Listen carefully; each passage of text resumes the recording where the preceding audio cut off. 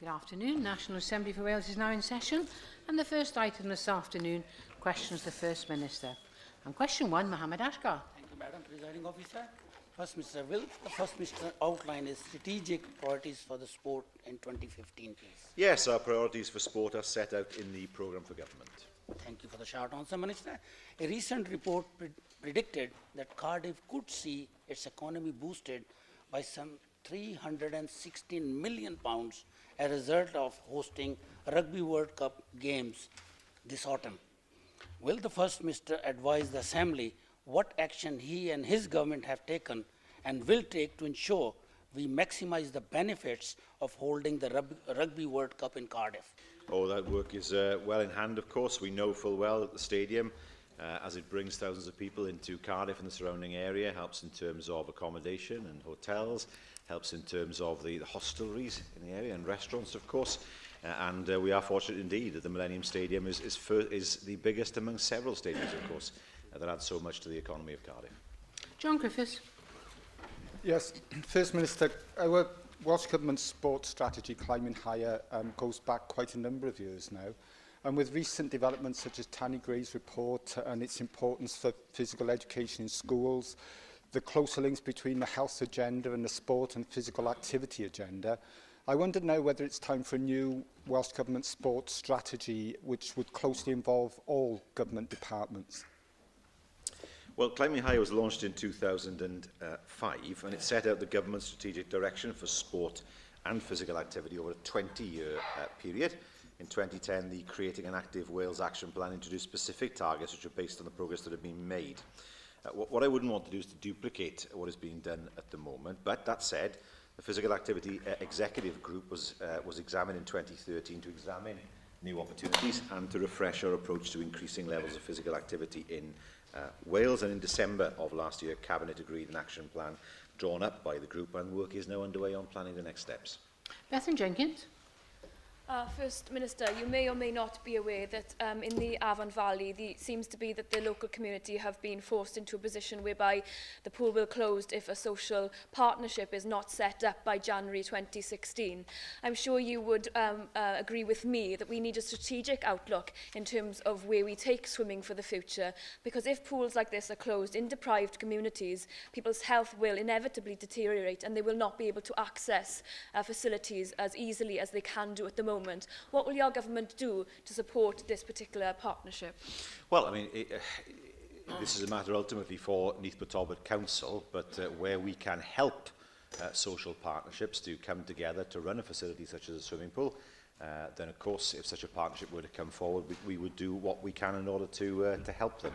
I'm aware of examples elsewhere in Wales where that has worked, but much of it depends, of course, on the condition of a building when it's first purchased, the amount of capital that might be needed to refurbish it, and of course the people coming forward to run such a partnership. But I know this is an issue that is important in the Avon Valley. I'd encourage people to examine the possibilities of forming a social partnership, and we'll do what we can to help.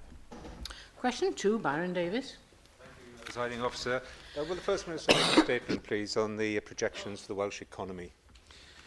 Well, over the short term, Welsh economic indicators generally track those of the UK quite closely. UK prospects, as we see today, remain highly uncertain, but we know that our policies have a major impact over the longer term, such as Jobs Growth Wales. Thank you, First Minister.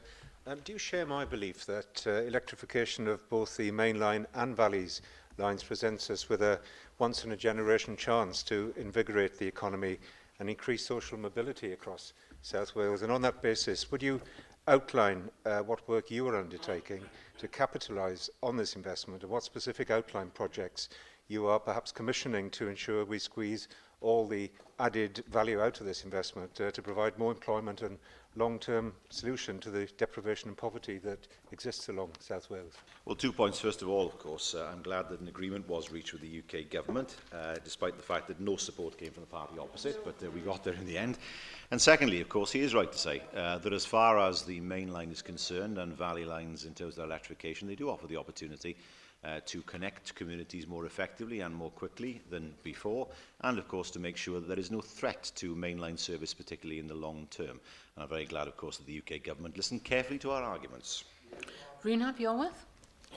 Thank you, Presiding Officer. The ONS figures published last week confirm what we saw in December, namely that there has been a change of direction in terms of the jobs market in Wales. Unemployment had reached the UK average quite recently. Now Wales is at 7% as compared to 5.8% for the UK.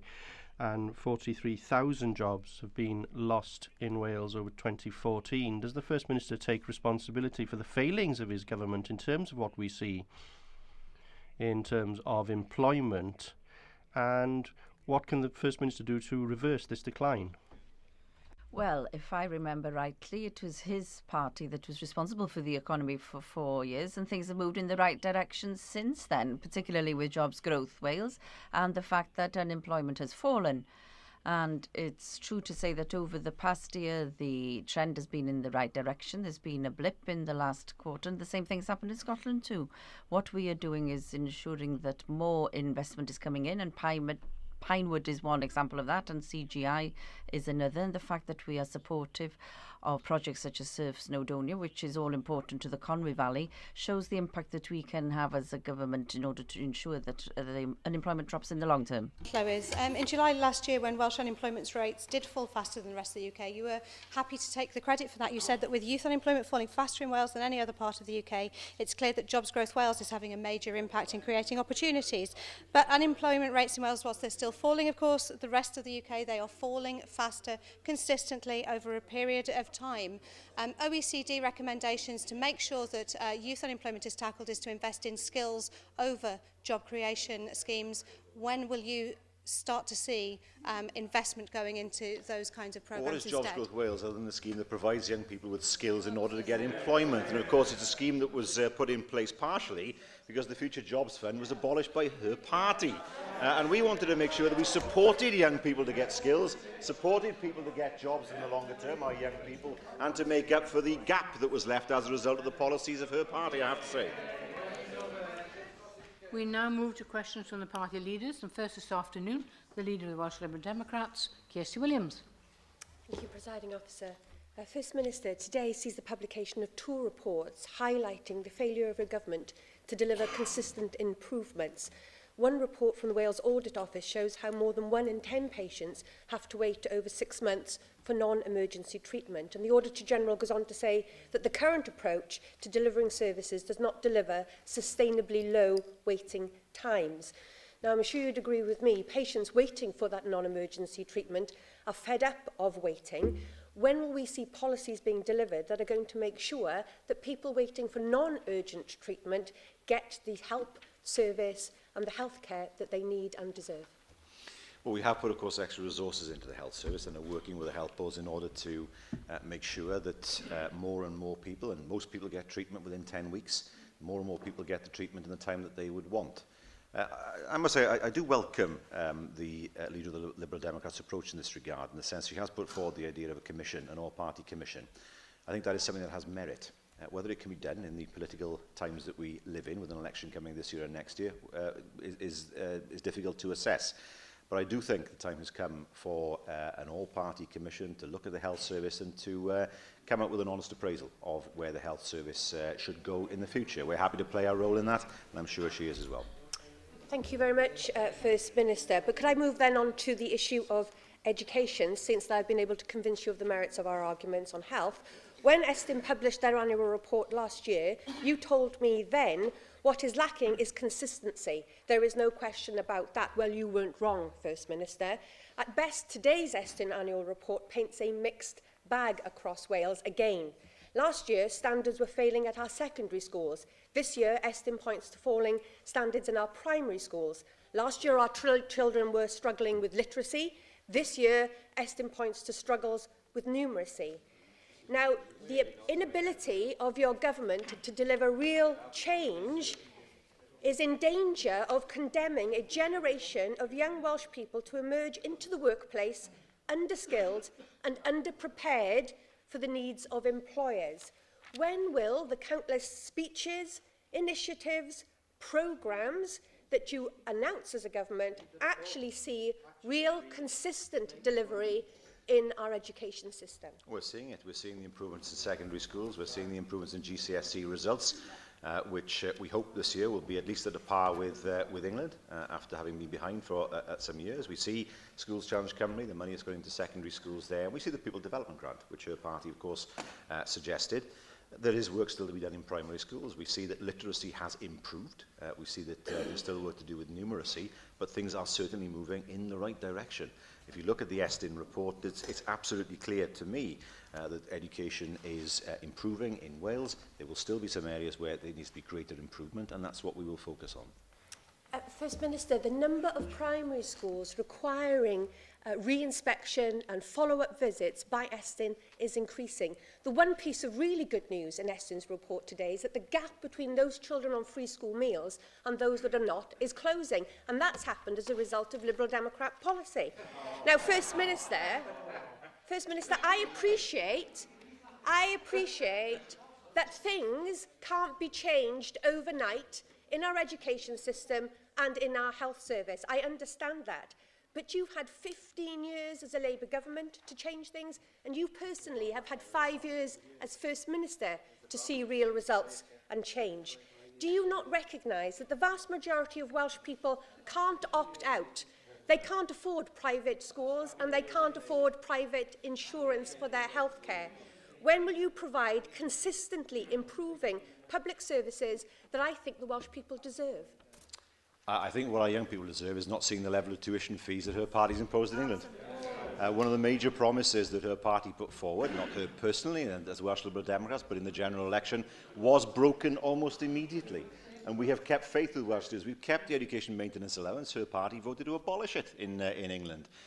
We have made sure that our schools have improved. It's not right to say that somehow there's only one thing that's improved in Welsh education, and that's as a result of a Lib Dem policy. Clearly not.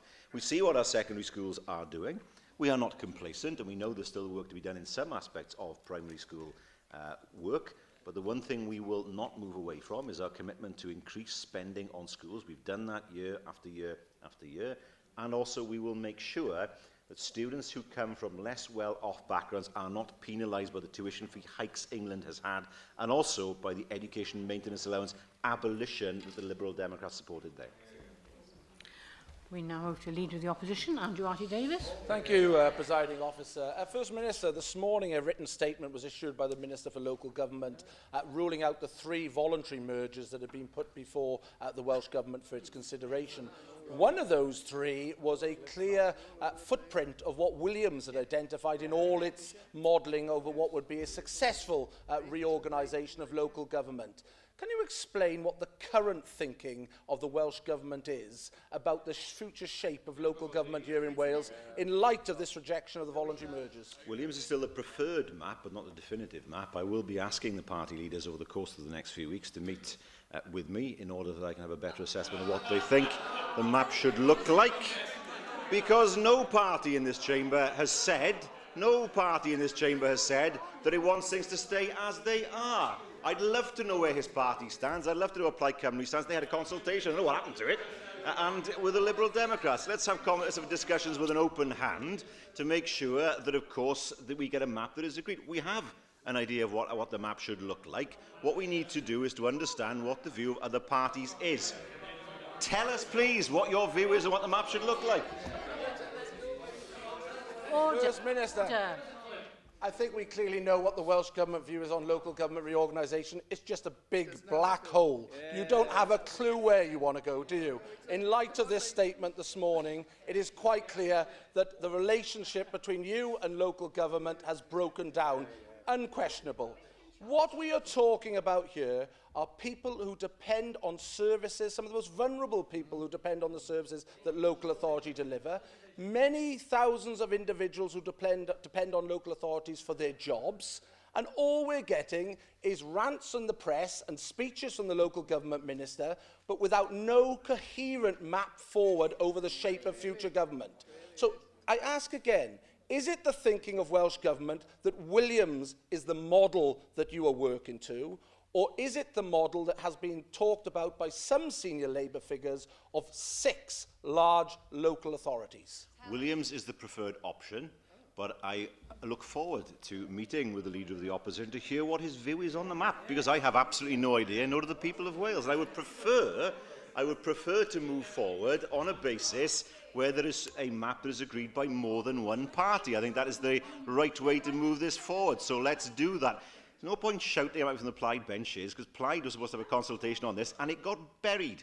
I look forward to having a discussion with the party leaders to see what their position is.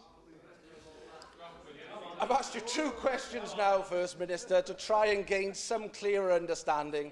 Anyone connected with local government or anyone dependent on local government really is going to be a loss of your performance this afternoon, and in particular the actions of your local government minister, who has form on this, admittedly, in education, where he marched people up to the top of the hill and then let them run back down again. What people want is a coherent plan. You've had the time to digest Williams, and you've come forward with nothing. When are you going to set a timeline on the Welsh Government proactively engaging to develop a coherent plan for local government? Our plan is quite clear. Local people, you know what it is, First Minister, I have met with you and talked to you. But what is important here is to make sure that the map of local government bears a relation to the areas they serve and ultimately are capable of delivering the services that are required. We want to see health and social care as one. We want to see greater funding going directly to education.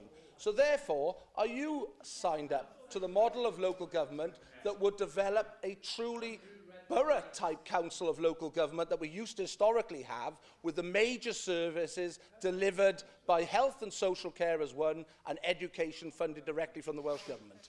I have to say, in the discussions I've had with him, the only thing he said to me about what he wants local government to look like is that Mumma and the Vale of Glamorgan should be standalone authorities.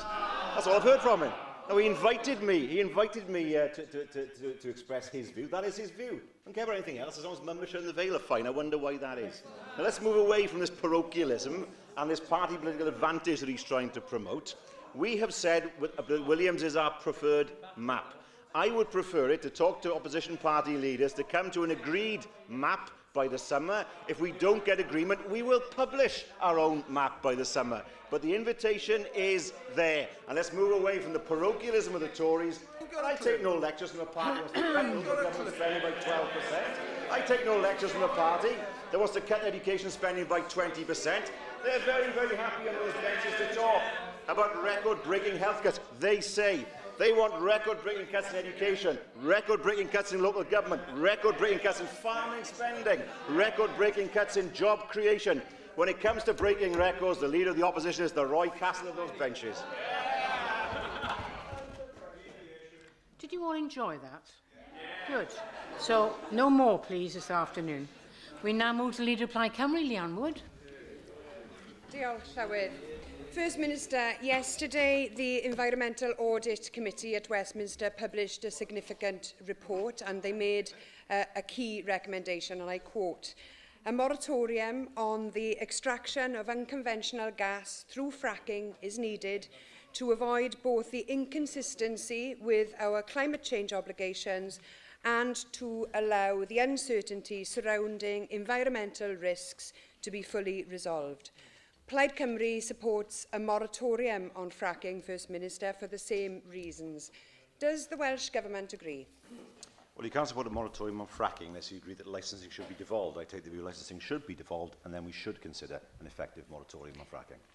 Yesterday, First Minister, your party tabled amendments to the infrastructure bill in Westminster, which would see the devolution of licensing for onshore fracking to the Scottish Parliament. Not only did you exclude Wales from having the same powers, but your party refused to support a Plaid Cymru amendment for the devolution of these powers to Wales. Do you want these powers, the same powers, of licensing for onshore fracking, First Minister? Yes. Well, I think many people are going to be confused and frustrated, First Minister, that you say one thing and you do another. You've suggested concern about fracking, but you haven't made any representations to the Westminster Government, have you? You say that you want us to be offered the same powers as Scotland, but you take no action in order to gain such powers. You say that you oppose Tory austerity, but you vote with them to entrench it, and you bemoan Wales's fiscal disadvantage, but refuse to take greater responsibility for it. First Minister, you offer warm words when it comes to concerns raised about fracking, but you don't want the powers to stop them, do you? Otherwise, you would have instructed your MPs to support Plaid Cymru's amendment yesterday. When Plaid Cymru says it, we mean it. When Labour says it, you do one thing, you say one thing, and is it not the case that you actually do another? I do wonder sometimes. I mean, the leader of Plaid Cymru asked me a direct question. I gave her the most direct answer imaginable, and she denies I ever gave her an answer. I mean, the reality is this. The issue of fracking is something that representations have been made on. It's part of the St David's Day process. We want to see it devolved to Wales. There is no question that somehow Scotland should get something and Wales should not. And it's part of the St David's Day process. You are either part of that process or you are not. The last thing we should do is move to a situation where we try and have powers given to us in an ad hoc fashion. We need Silk Part 1, we need Silk Part 2, we need delivery of Smith with regards to Wales and discussion about that, and then we will see progress. That is the position of Welsh Labour, and that is the position, I believe, of the people of Wales. No action. We now move back to questions on the paper. Having finished first leaders' questions, is now question 3, and it's Ellen Jones. What discussions has the First Minister had regarding flooding insurance for businesses? Well, this is a matter for the UK government, of course, but we did respond to the consultation last summer on the implementation under Flood Re. We told the UK government that there were major problems in terms of the regulations in the pipeline at that point, and we welcome the fact that the UK government has taken a decision to amend those regulations following our comments as a government. The continuing problem, First Minister, is that businesses are exempted from those arrangements with, or the contracts with the insurance companies. People in my constituency can't get flood insurance at the moment, and some are quite large businesses, and what it means, they then can't borrow money or develop their businesses because of this lack of insurance. Will you, as a government, first of all, work with those businesses who find themselves in this invidious position, but also raise this issue once again with the United Kingdom government and tell them that they must come to an agreement with the insurance companies on a scheme that also includes businesses rather than just residential homes? I'm more than happy to ask the Minister to write to the relevant minister in London. It's true to say that they're not included in Flood Re, so if we proceed in that way, then there will be an answer available to the member. Nick Ramsey. First Minister, flooding insurance might well be the responsibility of the UK government, but roads are yours. You'll be aware, no doubt, that this winter, as in previous years, flooding has closed the A4042 Llanellan Bridge just south of Abergavenny in my constituency. The A4042 is a key strategic route and very important to local businesses and indeed regional businesses. Has any assessment been made of the impact of these ongoing closures on local business and the wider regional economy? And what progress has been made with the implementation of the Trunk Road Review, which I know the Minister referred to in questions I asked her last year? Well, I mean, first of all, we're not responsible for all roads. We're responsible for trunk roads and motorways. The issue of non-trunk roads is a matter, of course, for local authorities. I confess I don't know whether it is a trunk road. He's nodding at me, and I accept his word, of course, on that. Where there are issues that are identified, of course, then we seek to address those issues as part of a coherent plan, and he will know, of course, that the National Transport Plan deals with the macro issues of transport, and then, of course, it's a matter for the agencies that work on behalf of the Welsh Government to identify problems and deal with them quickly. William Powell. Diolch, Llywydd. First Minister, residents in affected areas of Wales will welcome anything that the Welsh Government can do to improve engagement over flood insurance, but the wider problem of properties affected is surely going to be alleviated if we can get less properties and less businesses developed in flood areas. And to that end, First Minister, will you give consideration to working with your Minister for Natural Resources to actually build in a provision within the forthcoming planning bill to allow statutory undertakers, the water companies, Dŵr Cymru Welsh Water and Severn Trent, to be full statutory consultees in planning applications in the future, so as to avoid a situation where we have properties, homes and businesses developed in areas of risk? Well, it is an interesting suggestion. I mean, this shouldn't happen anyway. TAN 15 covers this. I remember introducing TAN 15 to this chamber, or maybe even the previous chamber, but certainly before the Assembly. And at the time, it was seen as extreme, because it covered, in the case of the properties of the land most at risk, 1 in 1,000 year flood risk occurrences. Now, of course, we know that the pattern of climate change is such that the weather's become even more unpredictable. And we will always, of course, look to see what can be done to strengthen any TAN. But the reality is, this should not be happening now in appropriate development, particularly on the land that's most at risk. Question 4, Susie Davies. Diolch, Llywydd. Will the First Minister provide an update on the Welsh Government's capital investment in Wales's tourism sector? Yes, we provide a range of investment in Wales's tourism, including through our Tourism Investment Support Scheme. We've also delivered a £35 million capital investment programme through the Environment for Growth Convergence programme, which has developed 7 iconic centres of excellence in Wales, as long as coastal improvements along our beaches. Well, thank you for that answer, First Minister. The Tourism Investment Support Scheme has seen funding to approved projects halved since 2011-12, although some businesses are getting 6-figure support. Larger grants are required to be repaid in part, so can you tell me whether repaid monies are ring-fenced for reinvestment in the scheme, in which case why have approvals halved, or does that money go elsewhere? No, we would expect the money to return, of course, to the place where it came from, namely the scheme. The intention is, of course, to make sure that we are able to help businesses, but to help more businesses through recirculating money. That's an important principle that we operate to, and there are many businesses that have benefited, of course, from the scheme and the way that it operates now. Rhys Biowath.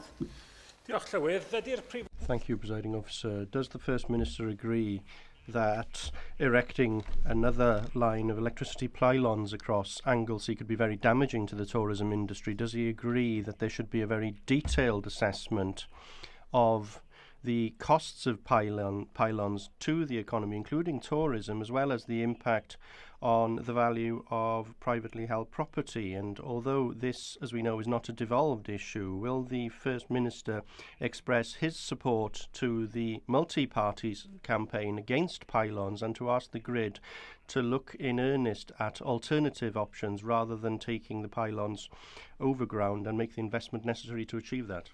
I believe that it's extremely important to ensure that any pylons scheme is one which receives the greatest support, bearing in mind that any scheme has to be practicable. I understand the feelings of the people of Ynys Môn about some of the schemes that have been brought forward now, and of course I would expect the National Grid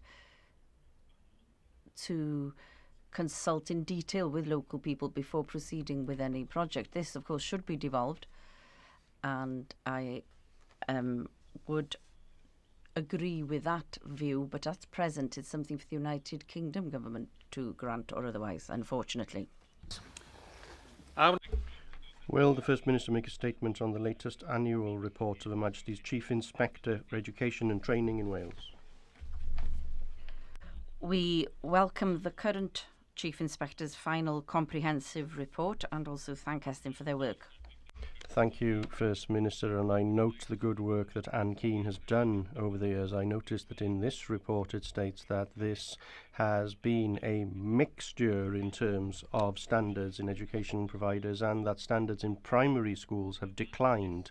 Now, as Estyn inspects every school, college, all training providers and all education authorities and identifies these problems, would you open the Welsh Government doors to have an inspection of your Department of Education and Training so that we can understand exactly where the problem lies? Well, we would have to do that, and also we'd have to inspect every local authority in Wales as well. And I don't think that that is something which comes under the powers of Estyn, but this is something that we do ourselves, and we are directly accountable to the people of Wales regarding this. It is disappointing what we see is happening in the primary schools, but it is encouraging. The picture in the secondary sector is encouraging, and we must ensure that the primary sector improves in future. The Minister will be responding on this in February, and the Minister will go into greater detail on the government's response then. Thank you, Presiding Officer. First Minister, as the Estyn report notes, attendance rates in Welsh schools have improved significantly through concerted action by schools, local authorities and the Welsh Government. Truancy impacts on educational success, and as Professor Ken Reid reminded us, evidence shows that absence from school is a plea for help. If we are to narrow the gap in attainment for children from disadvantaged backgrounds, does the First Minister agree that tackling absenteeism is crucial to this, and will this continue to remain a focus for his government? Yes, absolutely. And the member is quite right to point out the significant improvement that there's been in tackling absenteeism. It shows that what has been put in place is working. And if I remember rightly, on the 11th of December last month, the Minister did issue a statement clarifying school attendance regulations in Wales relating to holidays and term time and fixed penalty notices. That's not the entire picture, of course, because I very much welcome the work that has been done by schools and LEAs in order to ensure that attendance improves. Angela Burns. Thank you very much, Presiding Officer. I too would like to add my thanks to Anne Keane for her sterling work as Chief Inspector of Schools here in Wales. And this is a report that is a bit of a curate's egg. I agree with Simon Thomas that our primary schools do seem to still be suffering. But another area that is highlighted is the provision in pupil referral units. We have a disastrous record in pupil referral units, as has been evinced by a number of other reports. And so, First Minister, my question to you is, will you ensure that the findings on the pupil referral units are incorporated into the proposed bill on additional learning needs? And will you commit to ensuring that that bill comes before us all in good time for us to be able to examine it and hopefully pass a successful bill into legislation before the end of the Assembly term? I think the member raises a fair point in terms of pupil referral units. We have seen difficulties in some LEAs with pupil referral units, and those difficulties have repeated themselves quite often. I think the first stage is for the Minister, of course, to give the formal response to the report. There'll be an opportunity, obviously, for the member to ask the Minister about this, and then, of course, the government will suggest a way forward in terms of how to strengthen PRUs in the future. Alan Roberts. Thank you, Presiding Officer. First Minister, I'm sure that each one of us respects the view of the Chief Inspector, and we thank her for her work. It is a very mixed picture in the report, but are you concerned about the statement by the Chief Inspector that there's still an imbalance between investment in mechanisms that bring other schools and other providers to account and investing in strategies in the workforce? She says that there is an imbalance in the way in which the government deals with this.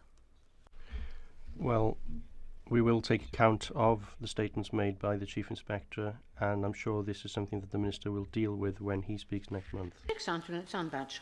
Presiding Officer, will you, First Minister, outline what support the Welsh Government is providing to help people in rural Wales own their own homes? Well, we offer a range of support in rural areas, including, of course, the Help to Buy Wales scheme, which has helped helped individuals to buy more than 2,000 properties in Wales. Well, of course, your Help to Buy scheme, Minister, only applies to new builds, and there are very few of those in rural areas. In fact, most rural areas are excluded. And by limiting the right to buy, or seeking to abolish the right to buy for people in owning their own council properties, the options for particularly young people to get on the housing ladder in rural Wales has been severely curtailed. Given the lack of help given to people in rural areas, will you commit to look at the figures again in relation to Help to Buy and see whether or not you would extend the scheme to properties other than new builds? What young people need is the ability to access more accommodation, and rural Wales suffered more than anywhere else with the right to buy. Powys lost more than half of its social housing, under her party. We know that over 40% of, there's been a 40% reduction in public housing over the past 35 years. Now, of course, we are able to build more houses. What sense did it make to say you have to sell houses to people? Fine, that's one suggestion. And then you can't reuse the money to build public houses. I mean, that was a deliberate attempt to reduce the amount of public housing available, and Wales and rural Wales particularly suffered immensely because of that policy. Added to the fact now that we know that the UK government apparently is going to come forward with a policy that would mean that social housing is sold, but the money that's brought in isn't enough to replace it. You know, that's the reality of the situation. We cannot go on seeing the leakage of public housing that is available to young people, particularly in rural areas, and we must make sure that the amount of accommodation, reasonably priced accommodation, is where it was in the 1970s before the party opposite brought in this policy and forbade councils to actually replace the houses that were being sold. That was the utter lunacy of it. Joyce Watson. What young people in rural Wales tell me is that what they expect is a secure, affordable and good quality place to live.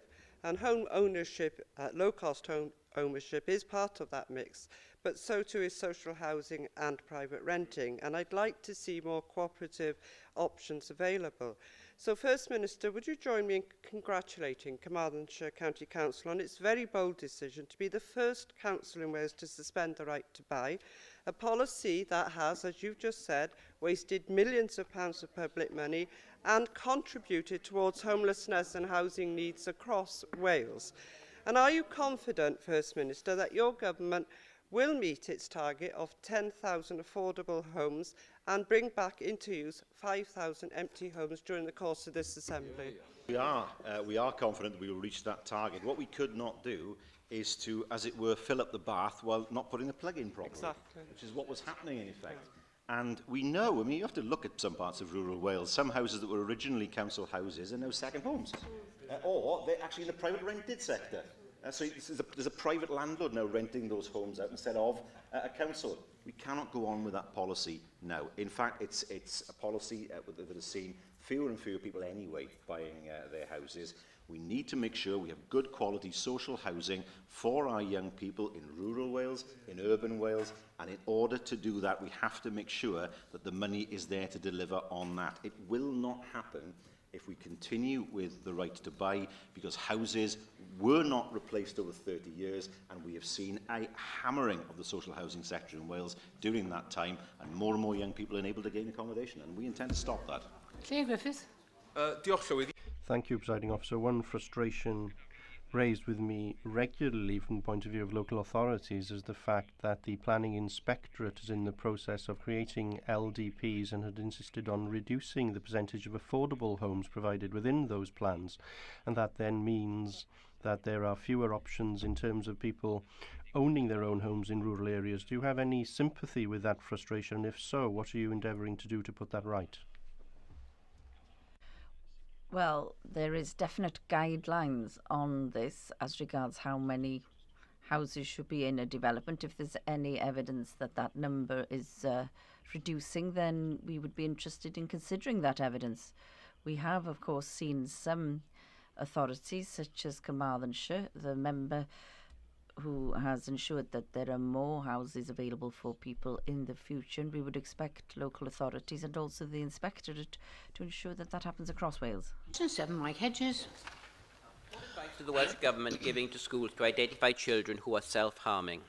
Well, counselling services are available for all 11 to 18-year-olds and Year 6 pupils who are experiencing emotional difficulties. One of the actions in the Talk to Me 2 action plan, which is currently, I think the member knows, is out to consultation, is around raising awareness on suicide and self-harm among staff in schools. I very much welcome that government initiative. There is a substantial amount of self-harming by young people taking place, and whilst most of it is not life-threatening, it does show that such young people are disturbed or depressed. Will the government promote schools taking action to help children who self-harm? Yes, again, this is, as I say, there is a consultation process that is taking place at the moment. That's due to conclude on the 5th of March.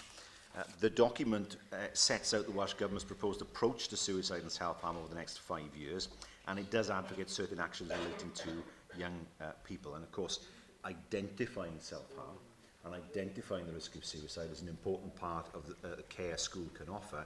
And so being able to offer staff the training to spot those possibilities, it will be an important part of combating the problem in the future. Andrew Davis. Thank you, Presiding Officer. First Minister, when you look back in the records of Welsh Government support for children's mental health services here in Wales, there's been report after report. I've gone back this morning, 2000, 2006, 2011, and as recently now as 2015, identifying a lack of funding and sustainable funding for children's mental health services here in Wales. Are you, and I appreciate there's pressure on the public purse, but are you confident that the money that the government is making available to help with counselling and help with support services when it comes to young people is sufficiently directed to put the best effect to that resource that you're making available? And are you confident that that money is enough to deal with the issues that we're faced in children's mental health services? Well, yes, in September 2010, all secondary schools in Wales have offered counselling services. They were supported by a £13 million grant between 2008 and 2013 for the development of that service. And of course, legislation was introduced last year which requires local authorities to make reasonable provision of independent counselling services to all children and young people, as well as those between the ages of 11 and 18, as well as those in year 6 of the primary school. And at the same time, money was transferred, £4.5 million was transferred to the Revenue Support Grant for the continued support of this service. Bear in mind, of course, that if I understand rightly, those counsellors can refer to CAMS anyway. So it's not a question of the two services operating independently of each other. But the approach we take is that it's best that these matters are identified early, dealt with early by counselling, rather than being in a situation when too many are referred to CAMS without having the opportunity of resolving their issues through the counselling service. And we believe that's exactly what's been happening. Question 8, Keith Davis. Thank you, Presiding Officer. Will the First Minister provide an update on the provision of Welsh medium education? Well, increasing access for people of all ages to Welsh medium and also Welsh language education remains a priority for Welsh Government. Thank you. Next week we'll see the official opening of Ysgol Gymraeg Ffwrnes, which will provide quality education for 450 children.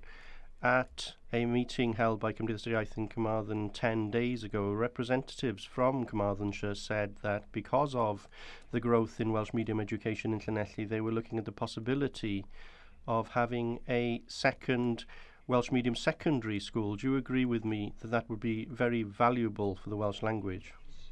I welcome that naturally, and it's up to the local authority to ensure that there are sufficient spaces available for Welsh medium education, but of course there are restrictions. They'd have to actually demonstrate how they would promote Welsh medium education through Welsh medium education. We must remember that in previous years Llanelli was a very Welsh speaking town, and it's lost a bit of ground since then, but it's encouraging to think that quite a few people would like to see their children learning Welsh, because some of them, the parents had Welsh-speaking parents. They can understand Welsh, and it's good to see that they want to ensure that their children can understand Welsh, and that's something to be appreciated. Diolch yn fawr, Llywydd. Thank you very much, Presiding Officer. In a recent response to a written question, the Minister for Education claimed that cuts to the education budget will have as little impact as possible as the Welsh medium education strategy, because other budgets within the education and skill departments support the development of the Welsh language within the education system, and this assistance was, quotes, not easy to quantify, but the total financial support for the Welsh language in education was significantly higher. So how can you say that support for the Welsh language is significantly higher if, according to your own government's admission, that it can't be accounted? Well, I must say that if the member wasn't a member of a party that cuts the education budget between 12 and 20%, I would have greater confidence in what she says. But I must say that the strategies developed by the local authorities, local education authorities, are strong enough to ensure that the Welsh language is strengthened and that there are sufficient places for those who wish to have Welsh medium education for their children. Thank you, Presiding Officer. Despite some of the more encouraging shifts in places such as Llanelli, the pro-tem review of the Welsh language strategy does demonstrate that the targets included within that strategy cannot be achieved as the growth is going at present throughout the whole of Wales. Now, there will be a review and evaluation, full review and evaluation published, as I understand it, this spring. I very much hope that you will publish that as a government as soon as possible so that we can scrutinise that. If it appears to me that there is a gap between the local Welsh language strategies and your objectives at a government at a national level, do you agree that that gap exists? And what specific steps do you have in mind to actually close that gap? Of course, there are variations between local authorities in Wales, and of course, implementation on this policy happens on a local authority level. However, we have said that we need strategic plans in order to promote Welsh medium education, and the majority of the local authorities, namely 19 of them, have actually presented their plans to the government anyway. But it's true to say that there are variations in every part of Wales. In some places the growth still exists there, and in other places, for example, in my own area, there hasn't been such growth, and that is of course why we must ensure that the local authorities consider their role in promoting the Welsh language and Welsh medium education, and that's why we've asked for strategic plans so that we can understand what their plans are, and then we can take a government view in order to ensure that we can move forward with our plans as a government. Minister, today the Cabinet of Powys County Council will consider a PricewaterhouseCoopers review that recommends that up to 3 secondary schools in Powys should close, and also some Welsh medium streams in English high schools should also close. Are you aware of these proposals to close Welsh medium streams, as well as 3 standalone high schools? And what advice do you have for parents who are ringing my office concerned as to where their children will go for their education in the future, and who are having to make decisions about whether to send their children to Welsh medium units that might not exist in a few years' time? Well, these are matters, of course, for the Council to explain, not for government, and it's a matter for them to decide how they will resolve the issues that your constituents have raised. I mean, as the leader of the Welsh Liberal Democrats knows, there is potentially a ministerial role here in terms of examining decisions that are taken by local education authorities. So I can't say more on a particular case, but the issues that she raises will be for Powys County Council to answer in the first place. Thank you, Mr Minister. We now move to item 2, which is the business.